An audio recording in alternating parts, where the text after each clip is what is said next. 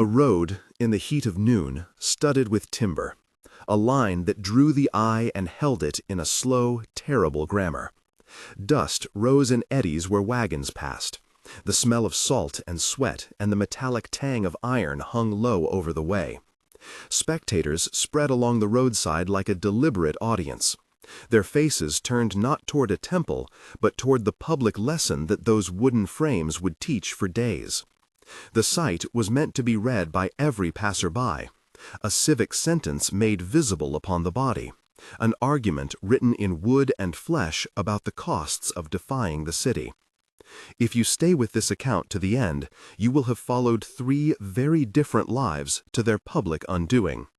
If this matters to you, like and subscribe to honor these voices, and to keep remembering the people they tried to erase. Rome, at its height, understood humiliation as a tool.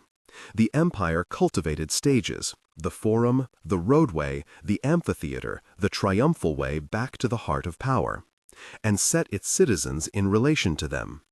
Public degradation was not the incidental cruelty of war. It was an instrument fashioned over centuries, defended by rhetoric, administered by law, and performed by officials who regarded the spectacle as a means of instilling order. Writers of the age argued that the visible punishment of transgressors bound people together by a common fear and a shared reaffirmation of the state's reach. Cicero and other thinkers offered words that made social control sound like philosophy. Punitive displays were civic pedagogy, a demonstration of consequence so that the private conscience would yield to public peace. Yet systems have a habit of producing consequences beyond their designer's intent. Between the columns of those policies, between the proclamations and the logistics, there were human beings, mothers, soldiers, kings, nameless laborers, who encountered the state not as an idea, but as a force that stripped away names, roles, and dignity. To look closely at three instances is to see how Rome's machinery turned individuals into instruments of its message, and how in some cases those very spectacles reversed their intent and became sites of memory instead of merely tools of erasure. Bibia Perpetua was young, her life braided with ordinary ties: family, a newborn child, a household in Carthage.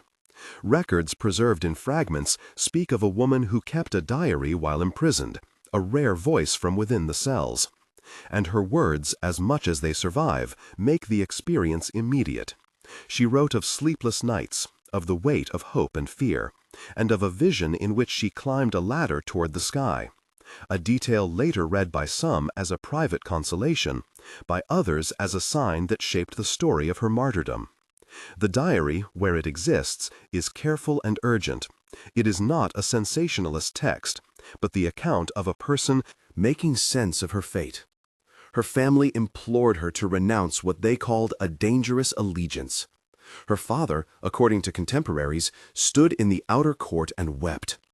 Bibia, he is said to have pleaded, historians record the scene through later redaction, for the sake of your child, for the sake of our name, make this end small. She answered, according to the same sources, with a firmness that reveals neither contempt nor triumph, but the deliberate weighing of loyalties. A mother who considered both her infant and a conviction that had taken hold of her. The prison where she awaited the sentence was a stacked world of shadows. The inner cell breathed cold, damp, and carried the distant voices of guards, the scrape of sandals along stone, the periodic bark of orders. Light came at rare angles. At dawn, a thin strip would pick out the dust motes like tiny, stubborn stars. The smell of bread and oil from the outer courtyard sometimes teased the prisoners, a reminder of domestic life still going on beyond stone.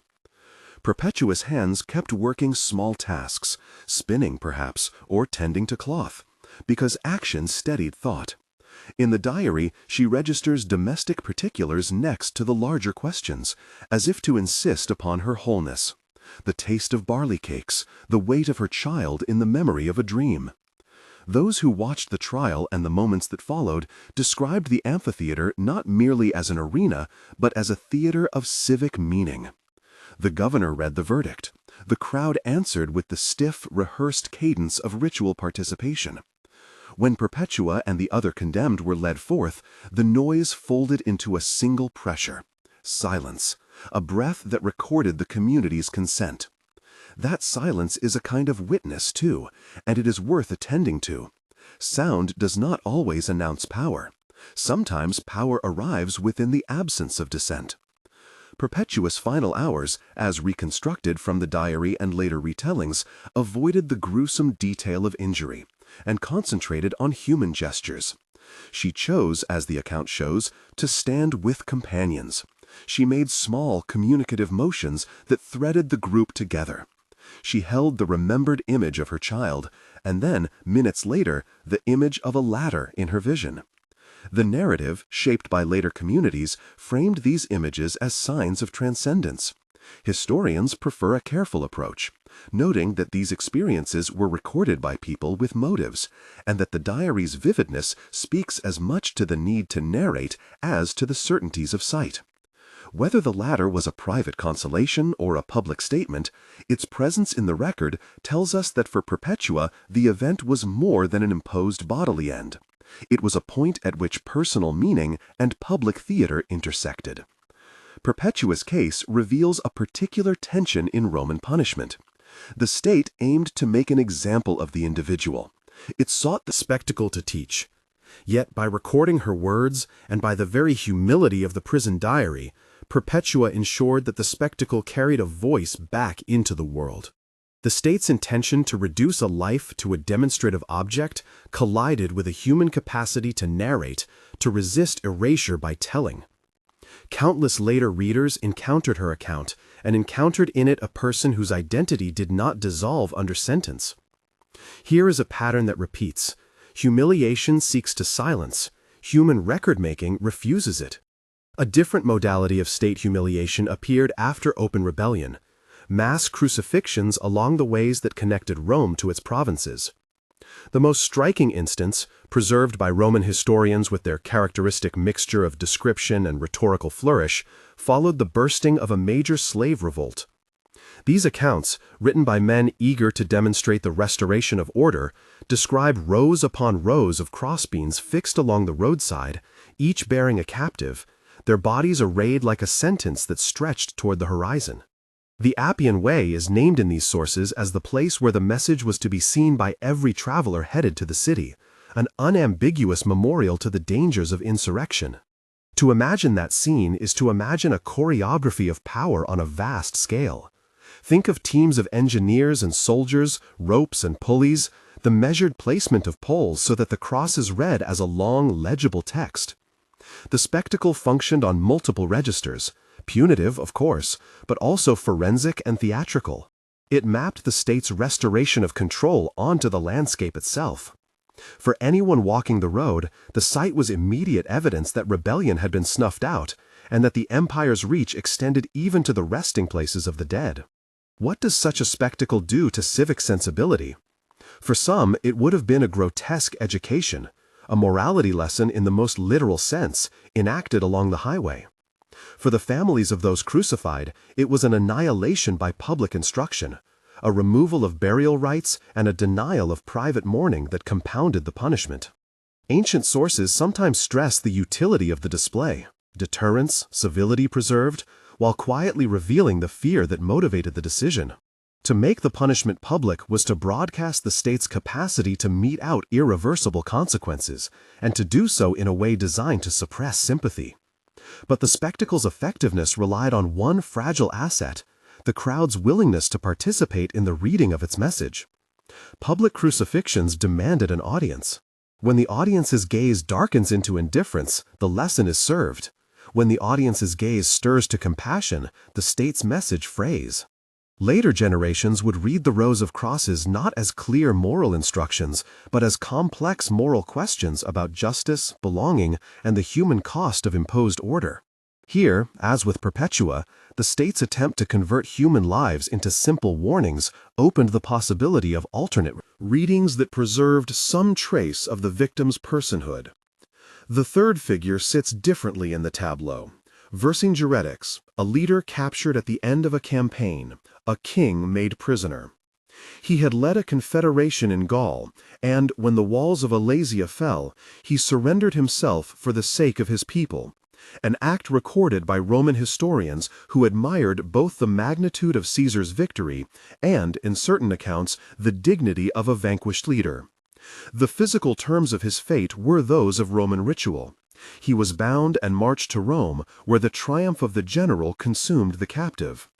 In the pomp of a triumphal procession, Vercingetorix moved from battlefield king to emblem of victory, not as a person but as a symbol to be displayed. The triumph itself was an institutional spectacle that compressed conquest into narrative. Streets were cleaned and lined, relics and spoils were displayed. Captives marched under the sun, eyes averted or forced to meet the gaze of defiant strangers. The city's heart leaned into the pageant. The general rode amid laurels and song, while the captive's presence functioned as a final punctuation mark to the victory. Vercingetorix's march through the city was designed to rearrange relationships. Conqueror over conquered, Rome as the arbiter of order. Yet the procession also codified a form of humiliation that was meant to be total, the public reduction of a leader into a spectacle of his own defeat. At the close of the triumph, sources record the captive's removal to a dark place and a private, state-administered execution. The ritual of the triumph turned the man into an object for the crowd, and then quietly delivered him to death away from its noise. That withdrawal to darkness is symbolically powerful. A man who had once commanded open fields and rallied warriors was rendered to subterranean silence. The triumph's daylight spectacle was matched by a night of erasure. Vercingetorix's fate raises an important point about the forms of public humiliation the Roman state practiced. Not every degradation was designed to be bloody or theatrical in the same way. Some were patriarchal performances meant to rewrite a leader's identity, to turn charisma into cautionary tale. The triumph was, at once, a civic ritual of celebration and a mechanism of rewriting history. By making the conquered a component of the parade, Rome taught its own citizens how to understand victory, as a visible chain of authority with human beings serving as links.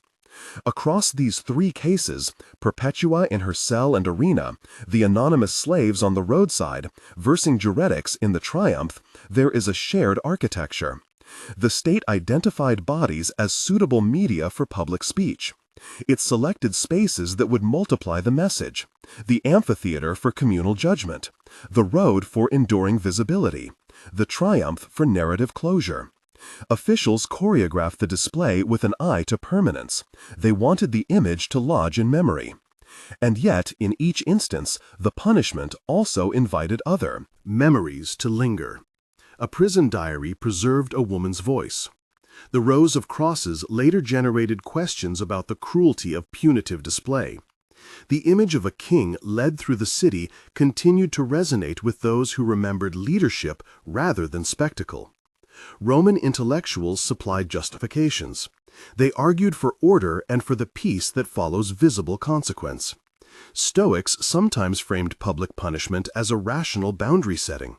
Lawyers placed it within the remit of law. Magistrates enacted it as a municipal necessity.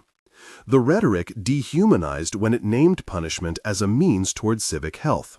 Bodies were not to be read as stories but as warnings.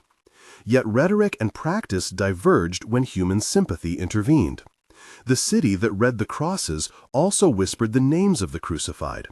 The citizen who watched an arena could later read the diary of a condemned woman and find in her the same domestic particularities as their own.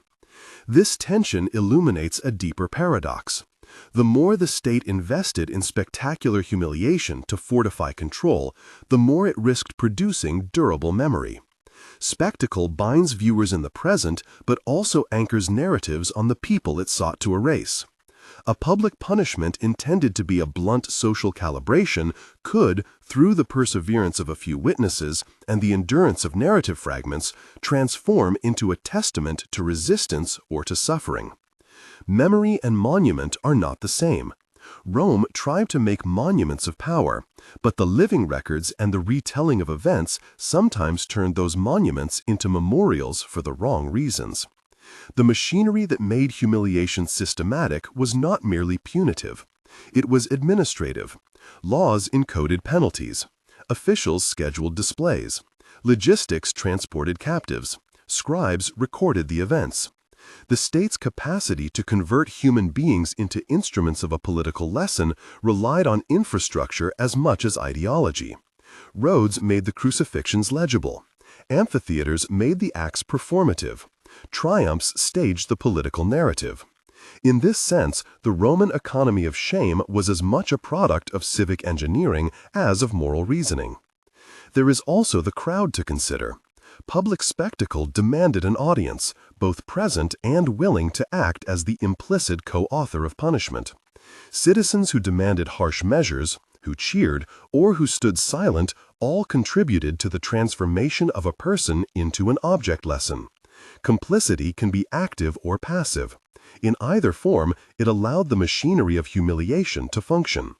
Those who were not directly involved, children who learned from the display, merchants whose livelihood depended on peace, officials whose careers hinged on compliance, all formed a network that sustained the practice. The moral question is not only about the past. Looking back at these mechanisms, we must ask whether modern societies retain structures that do similar work.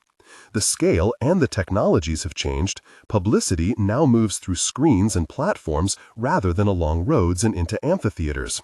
But the underlying dynamics persist. Public shaming mobilized as social control. The turning of human fault, complexity, and frailty into a spectacle for the purposes of enforcing norms.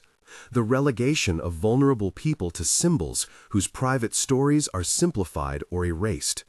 The continuity is not literal.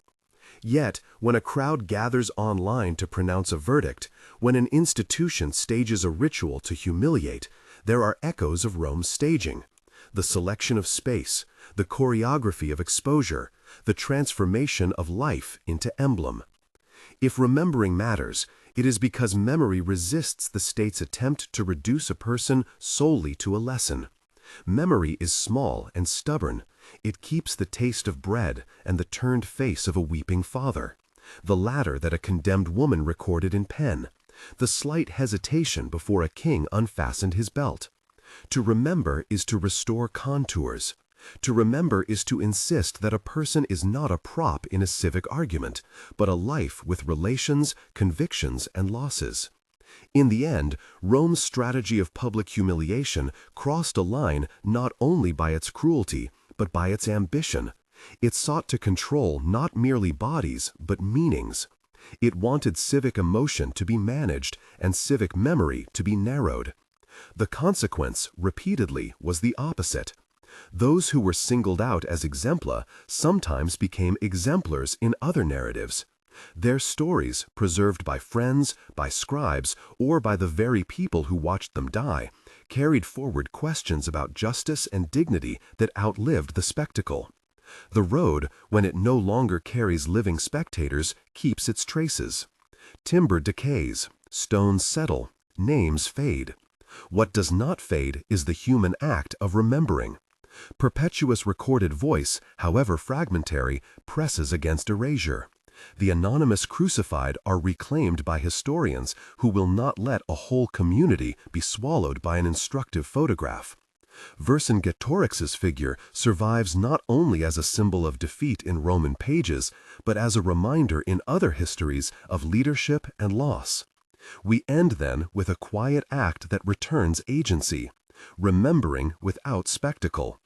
To keep these lives in mind is to refuse the state's old lesson that humiliation is an adequate substitute for justice. If this account has moved you, subscribe and share to keep these histories in circulation. Leave a comment to register that these lives mattered. Let the small, public act of remembering stand against the deliberate erasures of spectacle. They were people first. They ate, feared, loved, fretted, and imagined.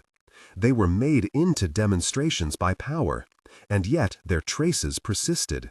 In diaries, in the geography of a road, in the shadow of a procession. To recall them plainly is to rescue the human from the state's blunt catechism, and to insist, once more, that memory is a form of resistance.